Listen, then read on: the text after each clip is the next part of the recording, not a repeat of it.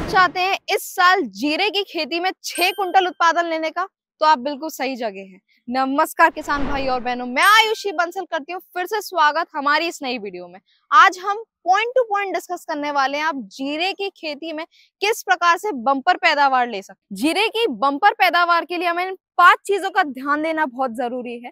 वो मैं आपको वीडियो के अंत में बताऊंगी कि किस प्रकार से आप अपने जीरे की खेती में 40% तक उत्पादन बढ़ा सकते हैं। सबसे पहला और महत्वपूर्ण है बीजों का चुनाव। बीजों का चुनाव करते वक्त हमें कुछ चीजों का ध्यान देना बहुत जरूरी है। उसके लिए सबसे पहला है बीजों की गुणवत्ता। और बीज खरीदते समय हमें ये ध्यान देना चाहिए कि जो भी बीज में जो डंठल आता है वो टूटा नहीं होना चाहिए। 5 से 10% तक है तो चलेगा, लेकिन अगर इससे ज्यादा है तो आप बीजों को दुकानदार को वापस कर दें, क्योंकि अगर हम इस तरह के बीजों को उपयोग करेंगे तो हमारा जर्मिनेशन रेट इफेक्ट होगा, और अगर हमारा जर्मिनेशन कम हुआ तो हमारी उत्पादकता बिल्कुल कम हो जाएगी। तो इसीलिए बीजों की गुणवत्ता का बहुत ध्यान दें। उसके बाद है हमें कौन सी बीज की वैरायटी का चुनाव करना चाहिए। बीज की वैरायटी का चुनाव हमें हमारे एरिया के अनुसार, हमारे मौसम के अनुसार और किसान भाइयों को पिछले साल उस वैरायटी को लेकर क्या एक्सपीरियंस रहा उसको देखकर करना चाहिए। बीज लेने के बाद बीज प्रक्रिया करना बहुत जरूरी है। कुछ कंपनी बीज प्रक्रिया करके देती हैं, लेकिन कुछ कंपनियां नहीं देती, इसीलिए बीज प्रक्रिया जरूर करें, क्योंकि ये हमारी फसल में आने वाले फंगस अटैक से हमारी फसल को बचाता है। अब हमने बीज तो खरीद लिया, लेकिन किसान भाइयों का अक्सर प्रश्न रहता है कि बीजों की मात्रा कितनी रखनी है। बीजों की मात्रा तय करने के लिए हमें ये ध्यान रखना है कि हम किस क्षेत्र में खेती कर रहे हैं और हमारी मिट्टी किस प्रकार की है, उस अनुसार हमें हमारे बीज की मात्रा तय करनी है। 4 से 6 किलो बीज प्रति एकड़ के लिए पर्याप्त है। बीजों की बुवाई करते समय तापमान का ध्यान देना बहुत जरूरी है। तापमान 30 डिग्री से कम होना चाहिए, इसीलिए आपको मैं यही सलाह दूंगी कि बुवाई दिवाली के बाद करें, क्योंकि अक्सर दोपहर 12 बजे के बाद तापमान ठंडा होने लगता है। तो आप सही तापमान को देखकर बीजों की बुवाई करें। बीजों की बुवाई आप फेंक कर या सीड ड्रिल की सहायता से कर सकते हैं। बीजों की बुवाई करते वक्त हमें ध्यान देना है कि हम बीजों को सही मात्रा में मिट्टी में डालें।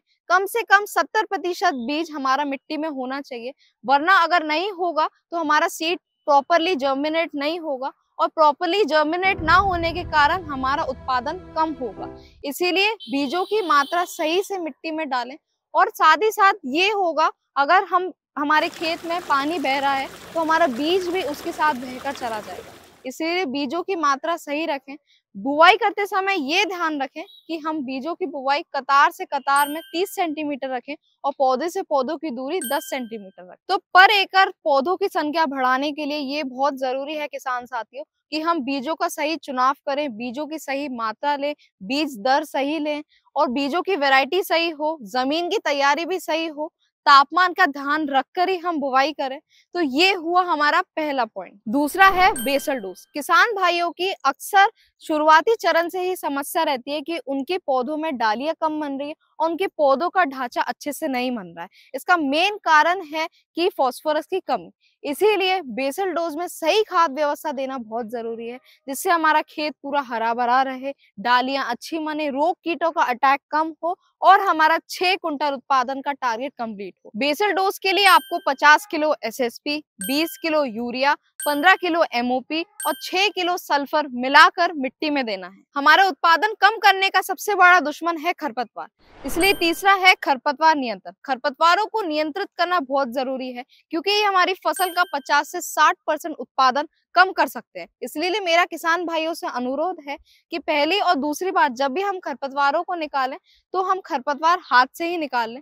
जितना हो सके खरपतवार नाशक का कम उपयोग करें, क्योंकि ये हमारी फसलों में स्ट्रेस देता है, जिससे हमारी फसलों की ग्रोथ रुक जाती है। और अगर फिर भी खरपतवार कंट्रोल नहीं हो रहे तो आप हर्बिसाइड का उपयोग कर सकते हैं। चौथा है सिंचाई शेड्यूल। जीरे की खेती में ज्यादा पानी की जरूरत तो नहीं रहती है, लेकिन सिंचाई सही मात्रा और सही समय पर करना बहुत जरूरी है।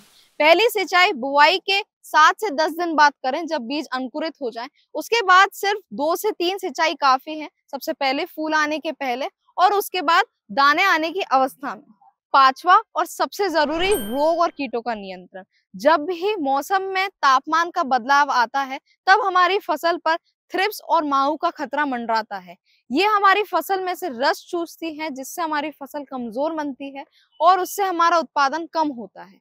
इसके नियंत्रण के लिए आप स्टिकी ट्रैप्स का उपयोग करें। साथ में नवंबर से दिसंबर के बीच जब भी हमारी फसल पर ओस जमने लगती है, ओस के कारण हमारी फसल पर फंगस का अटैक आता है, जिसकी वजह से पाउडरी मिल्ड्यू का अटैक आता है।